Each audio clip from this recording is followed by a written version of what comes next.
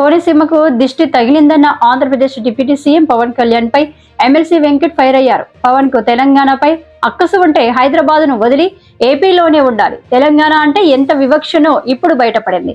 ఎర్ర జెండా నుంచి కాషాయం జెండాకు మారినట్టు తెలంగాణపై వైఖరి మార్చాడు. ఆ వైఖరి మార్చుకోకపోతే ఆయన సినిమాలు ఇక్కడ ఆడవు. ఆదరించిన ప్రజలే ఆయన్ను తరిమి కొట్టే పరిస్థితి ఉంటుంది. వెంటనే క్షమాపణలు చెప్పాలి అని డిమాండ్ చేశారు. Cinema hero Andhra Pradesh deputy CM Pawan Kalyan Telangana రాష్ట్రం గురించి తెలంగాణ ప్రజల్ని అగౌరవపరిచే విధంగా మాట్లాడటం అనేది చాలా బాధాకరం.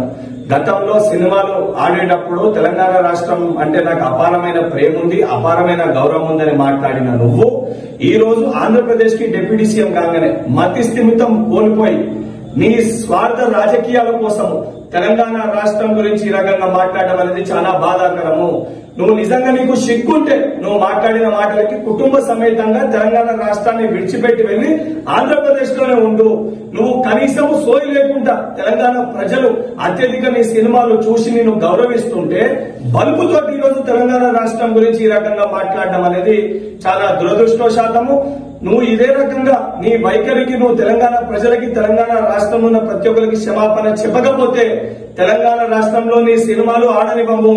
నువ్వు రేపు పొద్దున తెలంగాణ రాష్ట్రంలో తిరుగుతే నిన్ను పరిగెత్తించి తెలంగాణ రాష్ట్రంకి వెళ్లి కూడా తెలంగాణ యువత తెలంగాణ ప్రజలు తరిమి కొట్టే పరిస్థితి ఏర్పడుతుందని చెప్పి పవన్ కళ్యాణ్ హెచ్చరిస్తున్నా.